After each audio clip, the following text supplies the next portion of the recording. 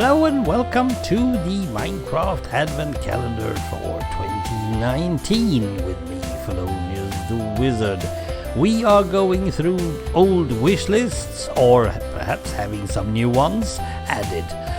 And this time it's actually my good friend Ars Malek who has been pointing at something that is really, well, it's very important, I will say, because there are some reasons.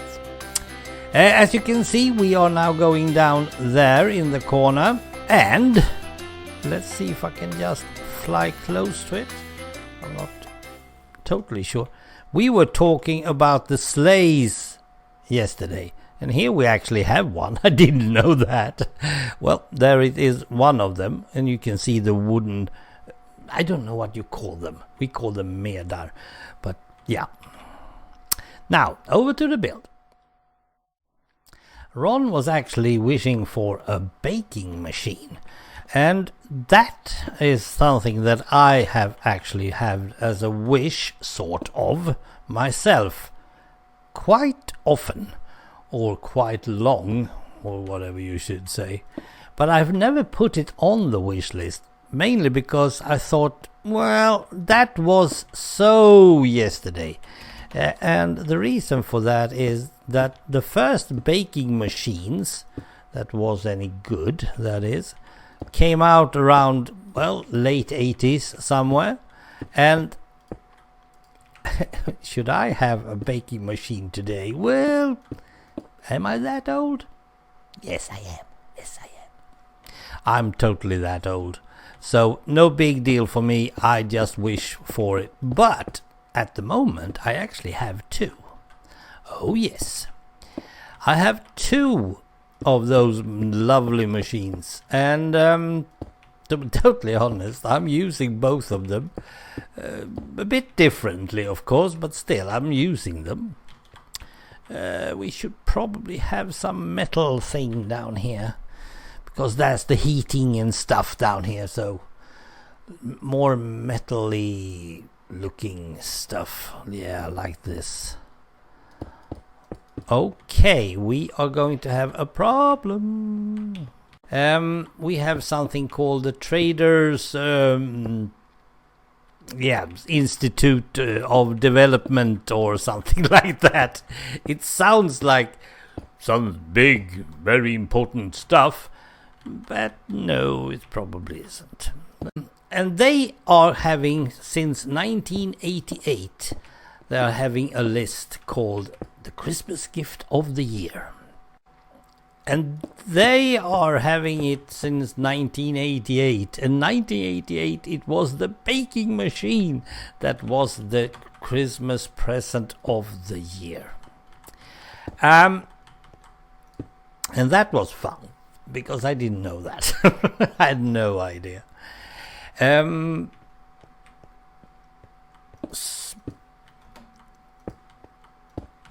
Good. By the year after, it actually was the video camera. And after that, why do I feel like this is wrong? It really feels wrong.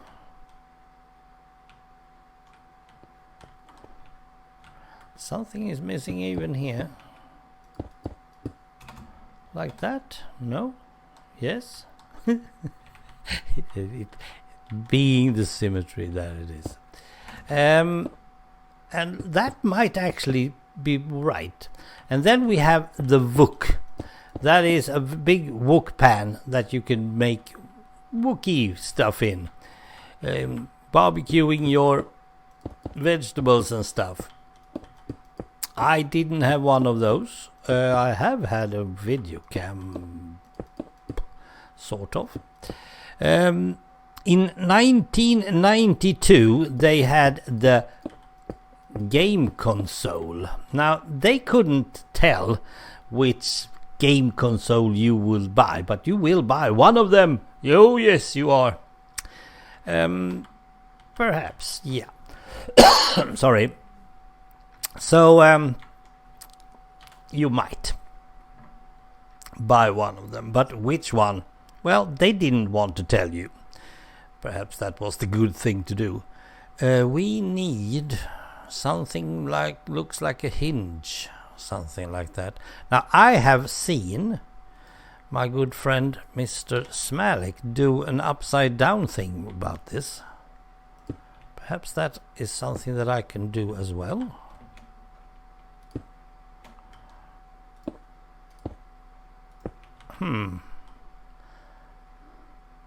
Oh, I might need to do it this way. I like the way he invents stuff, Mr. Smalik. So let's do it like this. That looks better. So these are the hinges for the lid, which will, of course, oops. Come on, fly, goddammit. Be outside here. There's always a lid, and it's always curved because the heat should go around. Let's see if there's anything interesting on the list. I have it here. We have the electronic house pet. That must be the Tamagotchi. 97. The computer game, 98. The book, 99. And then I need really to tell you, what they really look at? What do they look at telling us that it should be the book? Well, it's not that hard once you know it. It's mainly because of the fact that they have a criteria, of course. Let's see. The Christmas gift of the year should be a new thing, something news, or got a newly aroused interest for the year. That is, suddenly the book is actually out there. Now, 10 years later or something like that, you suddenly had the audiobook. So, it's only 5 years in between. So that's not really, the same thing. The gift of the year should also be something that has a very high sale value. Yeah, the laptop, or sell in a large amount of units. Yeah, that's also something we can think of. And it should also represent the time we are living in. And looking through, I just have to say this, looking through the things that we have in here, we have like the surf pad back in 2010. Yeah. We have a training bracelet in 2014. Well, that might be. I don't see it represent my time. I was living then. The robot vacuum cleaner, 15. In 16, they have the virtual reality goggles. Yeah, I probably can agree with 16, even if it's not really developed good enough and at a lower price and to sell a lot of units until now, 19. We have the electric bike that it has a little electric motor to help you go faster, go uphill. They are stealing those batteries like mad because they are valuable. In 18, we had recycled clothing. That was just a talk about this climate change stuff and that we should try to save the things we have. And this year is one of the most stupid ideas I've ever heard, but it is representable for the time we're living in. The cell phone case. That is, you could have a little box in which you put your cell phone away for a time. Let's say a day or 2 hours or something like that. You're not allowed to look at it and you're not allowed to see it, and you just do your normal business instead. talk to people, perhaps having a fika. That's always good. But you should not. And to me, that is a very stupid idea, because that is representable for the time, yes, but you can make it yourself. You can take any shoebox that you have back home. Perhaps you can buy some shoes for yourself, and then you have a shoebox, and then you have that as your cell phone box, cell phone case. No, it wouldn't happen. I mean, I'm the old generation. I'm still going around looking for my cell phone, wondering where the heck did I put it this time. So no, I'm not one of those who should buy this one or make one. But still, fun idea. Right, back to the baking machine then. There are some rules to be considered about this, Ron, if you are ever getting one. And one of them is that, fermenting, you should use dry yeast. Is it called yeast? I think it's called yeast. Dry yeast to ferment. If you're using fresh, which you can do, of course, then you have to have like 1/10 of the recommended stuff. There are several, really a lot of recipes out there, so just do it. Now, I have some that I've tried, and this is the thing about these machines. They can only take the maximum amount of flour. That is the thing that is limiting that baking machine. If you have a big one, I have one big and one small, actually. If you have a big one, you can have more flour in it, and then the recipes is going to grow as well. If you have a small one, you have smaller amount of flour, and then you check and make the rest of the recipe as is a bit smaller.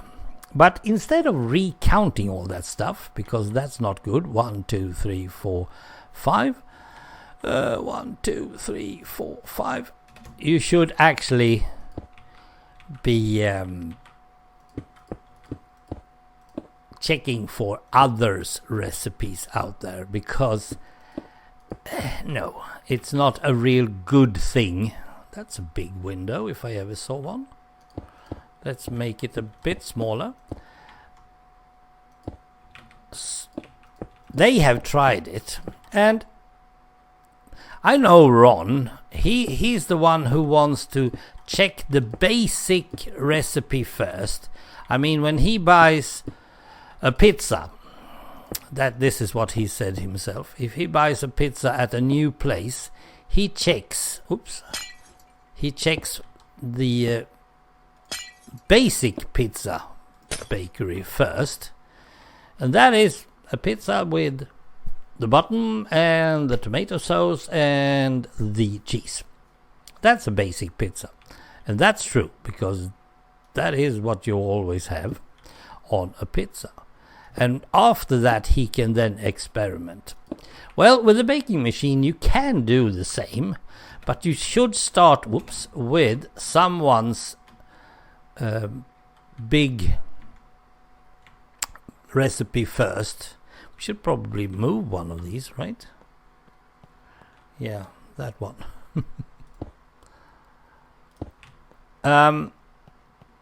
Because the amount of yeast, the fermenting time and all that.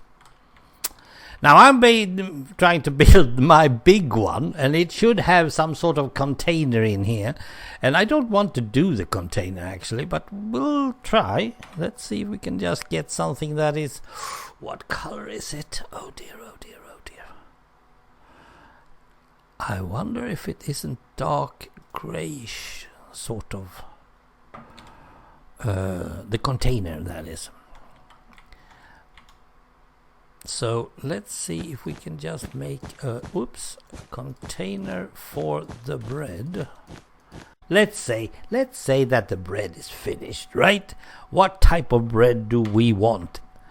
Well, I'm into dark bread, not super dark, but still. And when it comes to the bread, I can tell you this much.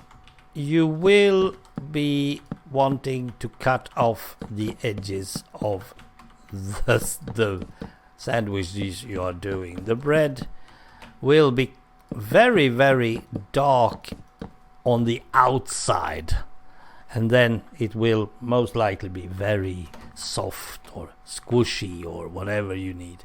Now there should be some buttons and stuff, but I don't bother with them at the moment. But this is more or less the baking machine. So be careful, but it is fun. I'm doing my pizza dough, all my pizza dough I do in my little machine. And that's where I learned that you should have oil, food oil in, and I think I have corn. I think I have corn oil. I'm not totally sure. Might have some other stuff as well. Because that makes the pizza dough so, I don't know, you can really spread it out like the big pizza bakers do. So yeah, oh, that one doesn't look good. Oh no, oops, we don't like that one. It hasn't baked properly. And then the big one, I do normal bread, but I haven't done anything because the last recipe I tried wasn't that good. It didn't taste good. But there is one thing, this is the important stuff. There's always a timer on these machines, and there is nothing as good as waking up to freshly baked bread in the morning. You get out to the kitchen, you feel the whole kitchen is filled with baked bread. I like that. I really like it. Oh, I'm rambling now. I'm rambling. Yeah, I'm watering my mouth as well. Well, nevertheless, back to the calendar. Right. Let's put up the hatch then. Whoa! And as you can see, we are having the empty spot next to it. So I will put up that one as well until tomorrow. Let's see. And there we have it, number 12. Right, I will fix that one till tomorrow, and then we have another thing coming. Thank you for watching, and bye for now.